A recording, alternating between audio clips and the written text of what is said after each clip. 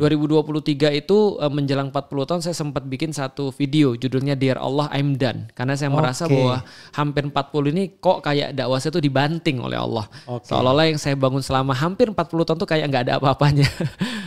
Itu seolah nggak ada apa-apa. Tapi ternyata Allah tuh ingin ngasih tahu seolah-olah sebetapa sampah usaha saya itu. Lalu kemudian Allah pengen ngasih tahu ini Allah punya rencana ataupun sesuatu yang lebih baik. 2008 kalau saya nggak salah, pada saat 2008 itu kan Obama jadi presiden. Ketika Obama jadi presiden, dia punya narasi yang baru. Narasinya adalah bukan war on terrorism, tapi war on radicalism. Jadi ini dibawa dari ranah fisik menjadi ranah pemikiran. Jadi semenjak zamannya Obama, ini pemikiran bisa dihukumi sama orang dan bisa dikasih sebuah hukuman. Lebih bahaya dong. Lebih bahaya karena dulu kan pemikiran nggak bisa dihukum. Orang secara intelektual boleh berdebat apapun selama dia nggak main fisik.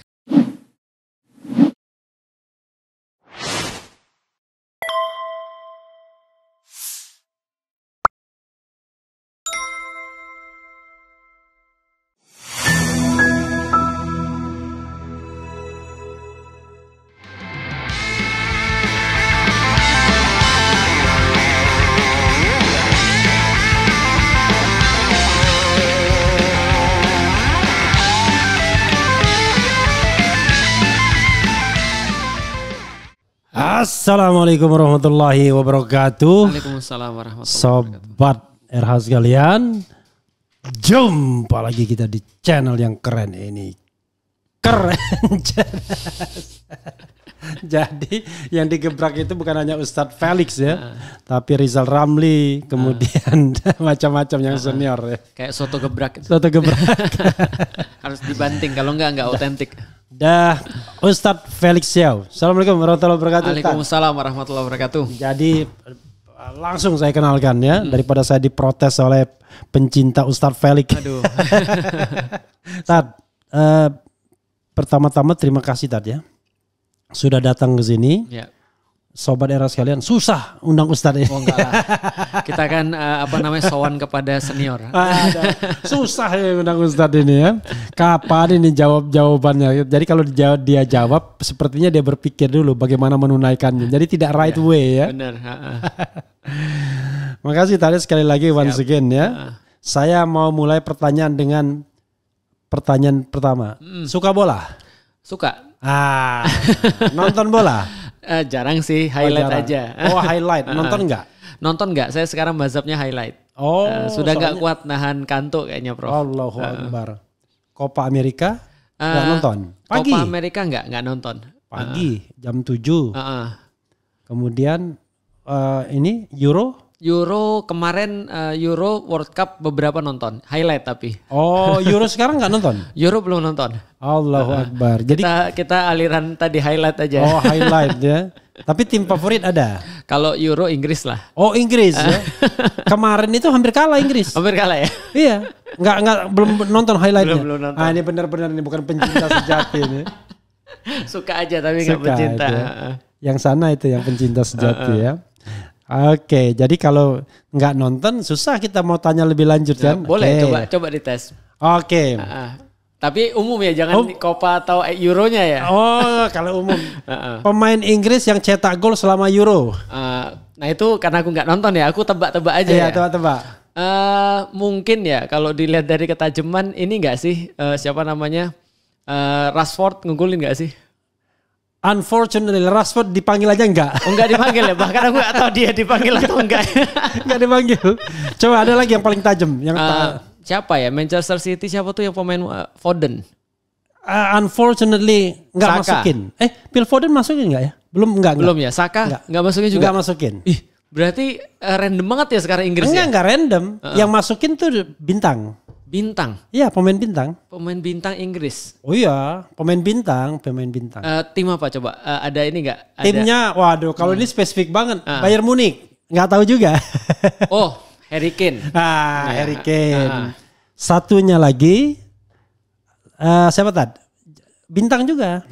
Kalau ini bintang senior. Harry Kane itu bahkan gak masuk di kepalaku kalau dia mau ikut Euro. Udah terlalu tua kayaknya. Enggak juga. 30-an lebih kan? 30-an lebih tapi kapten dia. Oh masih kapten. Nah yang ini yang muda. Bintang muda Inggris. Tim? Real Madrid.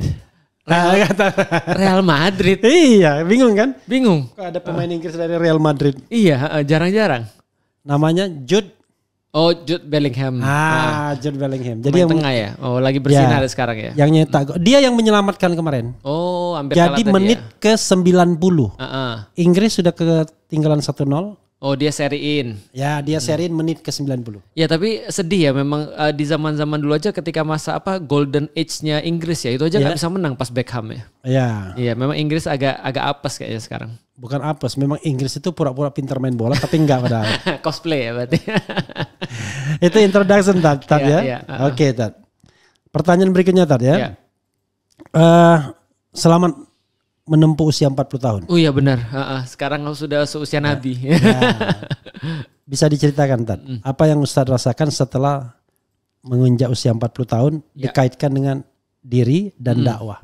Sebenarnya deg-degan ya Prof ya, karena di orang Chinese pun kita meyakini bahwa 40 tahun itu spesial. Jadi dari dulu tuh orang tua selalu bilang atau orang Chinese selalu bilang kalau ada orang udah sampai 40 tahun dia belum jadi apa-apa, maka dia bukan siapa-siapa.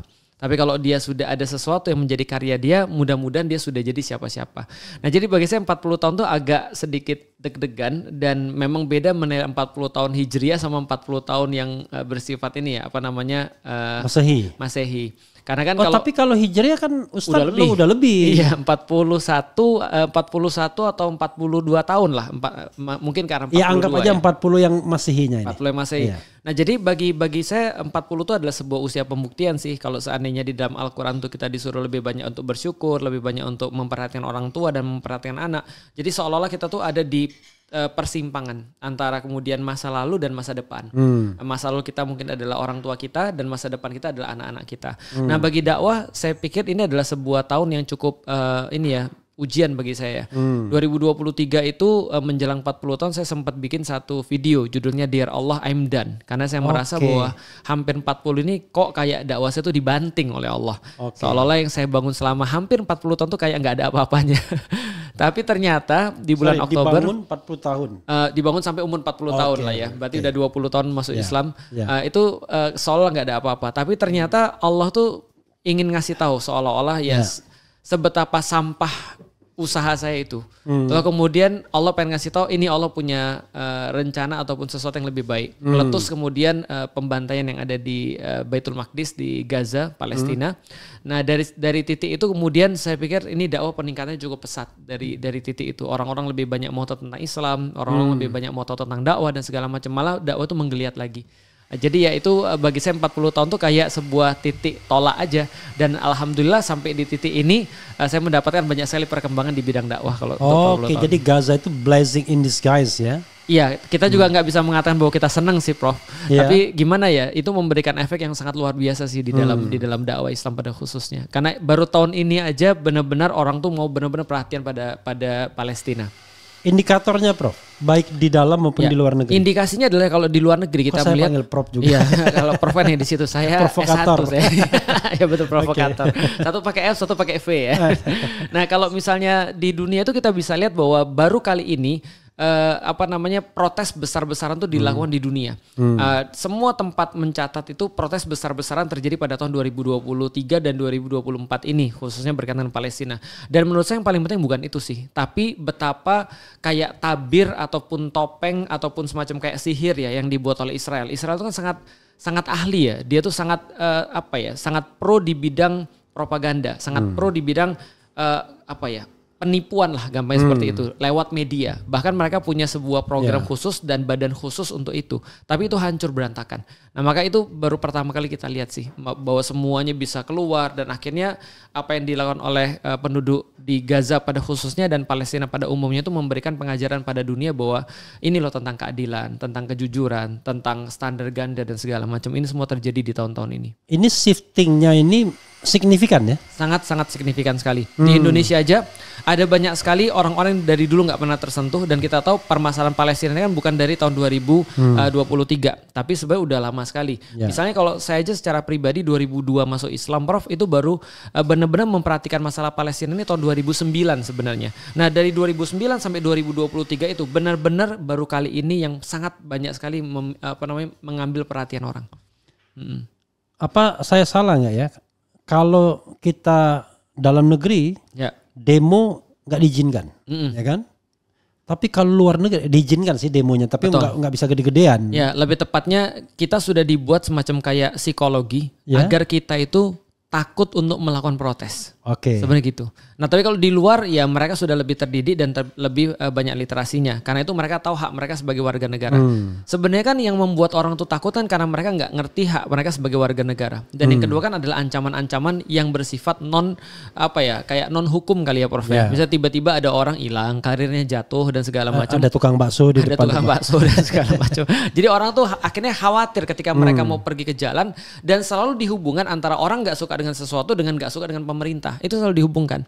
Makanya di awal-awal 7 Oktober tuh ada semacam suara kan ya. Orang-orang yang peduli pada Palestina adalah orang-orang yang dalam tanda kutip mudah untuk diradikalisasi. Lalu kemudian mereka ekstrim, mereka pembenci pemerintah dan segala macam. Padahal kita nggak ada hubungannya dengan itu. Tapi apa saya salah ya kalau mengatakan bahwa demo Palestina itu sekarang jauh lebih mudah. Bahkan kemarin elemen pemerintahan seperti Menteri Luar Negeri ikut juga. Betul. Walaupun saya mengatakan itu karena menjelang pemilu sih. Betul. Tapi bisa dieksplor bisa. Ya, itu bisa jadi karena berbagai macam sebab. Hanya saja kita katakan tadi secara hukum memang kan tidak boleh dilarang sebenarnya. Penyampaian pendapat di muka publik itu kan tidak boleh dilarang. Apalagi dalam sesuatu yang benar-benar bersesuaian dengan arah negara sebenarnya. Kan lewat pembukaan Undang-Undang 45 kita juga sudah memahami bahwasanya kita harus menghapuskan penjajahan di atas seluruh dunia. Nah, maka ini kan sejajar dengan yang diambil oleh Indonesia. Maka sikap Indonesia ketika di publik pun adalah membela Palestina, seperti yang dilakukan oleh Menteri Retno kan gitu yang sangat terkenal itu. Dan Presiden Jokowi juga menyampaikan tadi ya, terlepas benar atau tidaknya, tapi menyampaikan bahwa ada dukungan untuk Palestina, bahkan mengirimkan bantuan dan seterusnya. Nah, artinya yang satu-satu yang membuat orang tuh akhirnya demonya itu takut dalam tanda kutip adalah tadi perasaan dia sendiri. Dan dia nggak ngerti hak dia sebagai warga negara. Walaupun tadi benar lebih mudah, tapi kan nyatanya kan nggak sebesar dulu. Gelombang itu. Maksudnya dulu itu yang 212 ya? 212, lalu kemudian sebelum-sebelumnya kan ada aksi-aksi Palestina dan segala macam. Lebih tepatnya sekarang mungkin ya ada banyak faktor, mungkin ada perubahan, ada ketakutan, ada mungkin mereka sudah banyak di sosial media, sehingga kalau kita lihat dari segi itu sosial media benar-benar pecah sih sebenarnya dengan isu ini. Tapi Ustadz ya, kalau kita bicara sosial media ya, let's say YouTube misalnya, rasanya kan tidak bebas-bebas amat ya kalau di sosial media. Ngomong Palestina udah lewat kita. Ya, jadi sebenarnya tidak ada platform yang bebas nilai. Setiap platform itu dibentuk untuk untuk menampung gimana caranya orang yang membuatnya itu bisa memberikan kepentingannya. Nah, kalau kita lihat YouTube itu kan ya satu grup ya dengan Google dan segala macam ya. Nah, mereka juga punya satu standing dong, mereka juga punya satu opini dong tentang misalnya konflik antara Israel dan Palestina, lebih tepatnya kita sebut dengan pembantaian itu.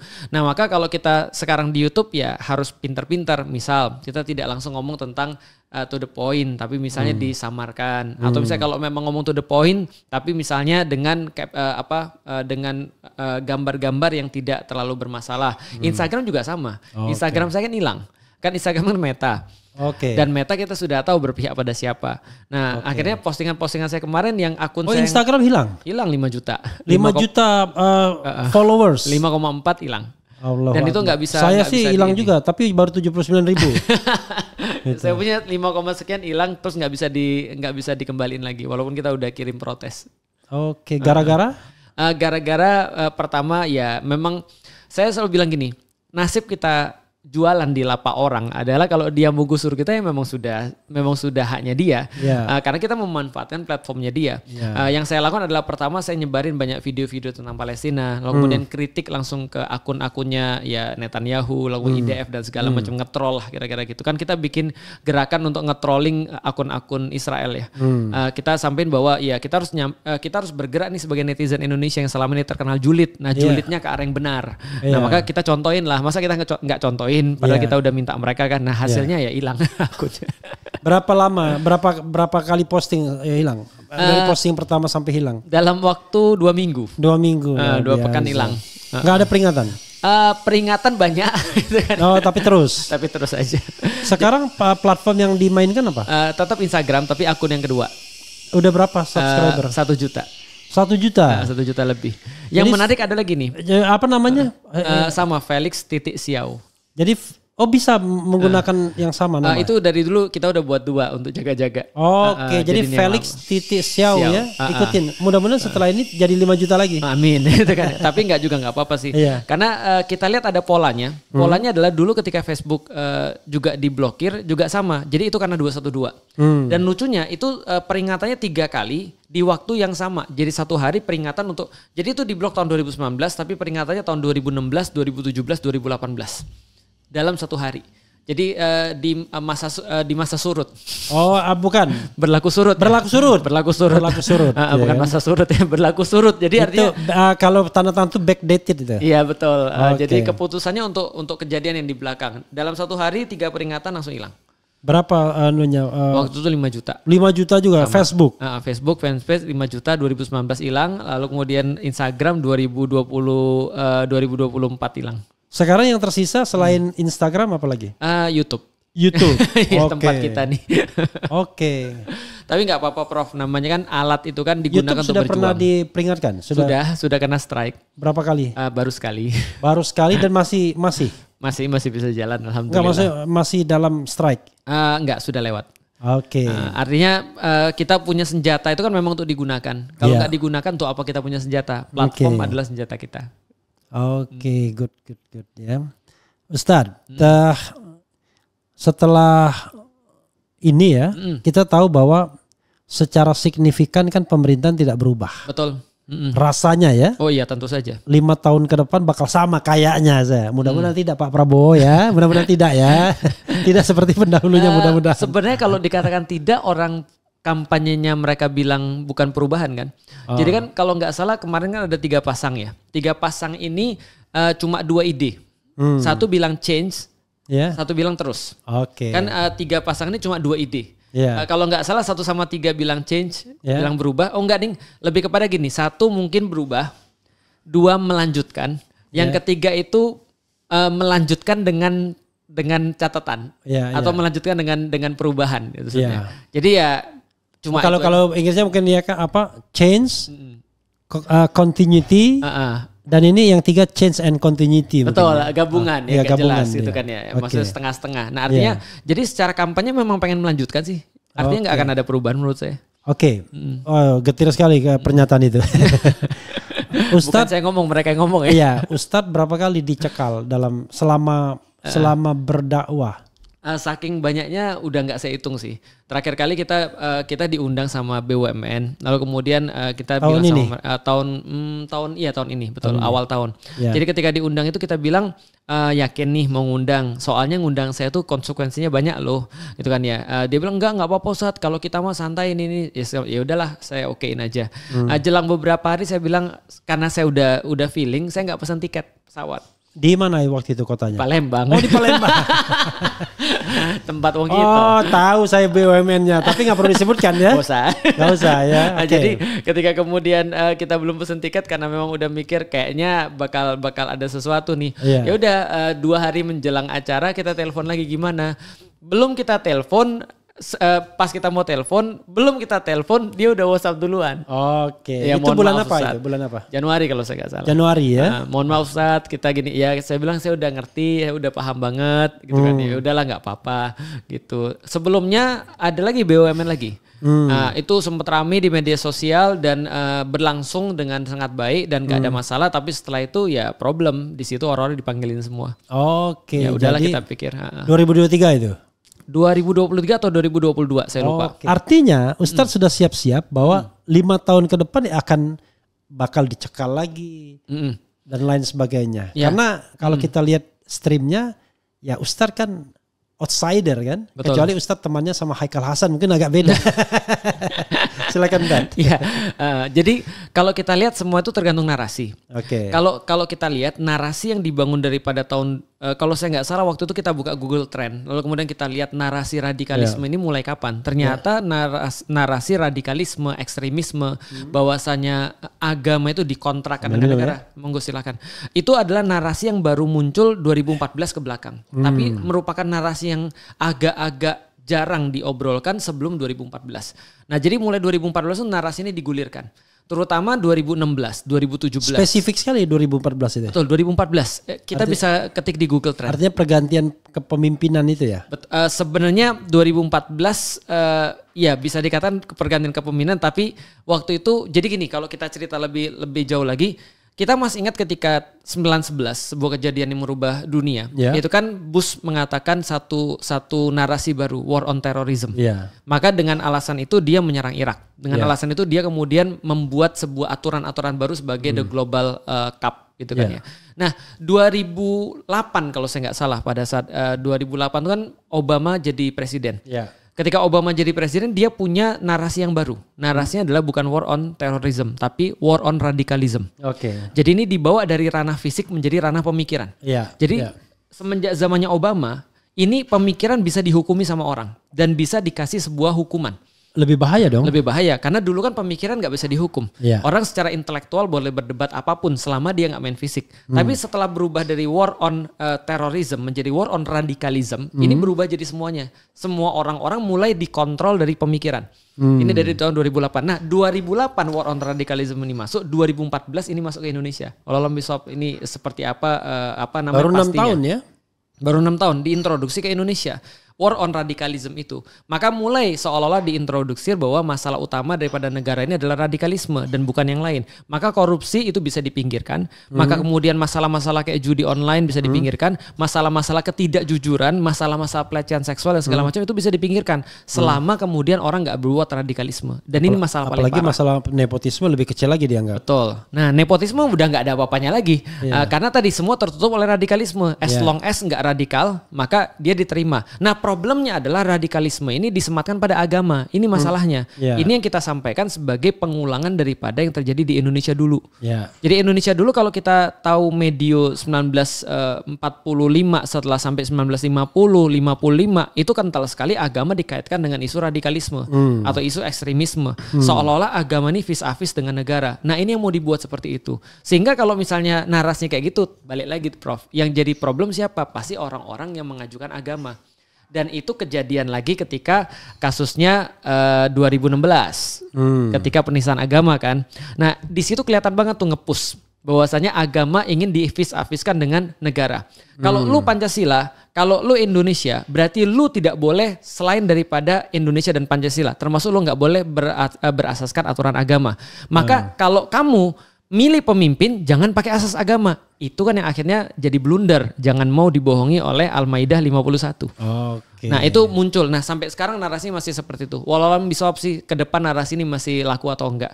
Stop dulu kita. Minum dulu. Oh siap. Biar gak terlalu panjang. Bukan, kasihan itu. Nanti lama-lama gak diminum ini. Iya betul. Enak kopinya. Pasti enak, insya Allah ya kan, karena digiling kan dengan hati nurani. Bukan digiling dengan pemaksaan ya. Bukan. Oke Ustadz ya. Banyak aspek dalam kehidupan ya. Yang kadang-kadang kita harus realistis juga. Yaitu salah satunya adalah selain aspek dakwah juga aspek ekonomi. Betul. Saya tahu bahwa Ustadz ya pasti dong membutuhkan kehidupan. Memang rezeki dari Allah Subhanahu Wa Taala. Tapi kan jalannya kan harus jelas. Betul. Saya lihat Ustadz anak 3. 4. Oh anak 4, 2 perempuan 2 laki-laki. Betul. Yang saya tahu laki-lakinya 1453 ujungnya kan. Iya benar, dua-duanya. Nah Muhammad Al-Fatih semua namanya kayaknya. Betul. Kemudian perempuannya Syarifah semua. Iya Syarifah. Jangan terlalu surprise, saya baru baca soalnya. Iya. Kemudian istri kerja nggak? Istri kerja. Oke. Istri bukan kerja, usaha dia. Oke.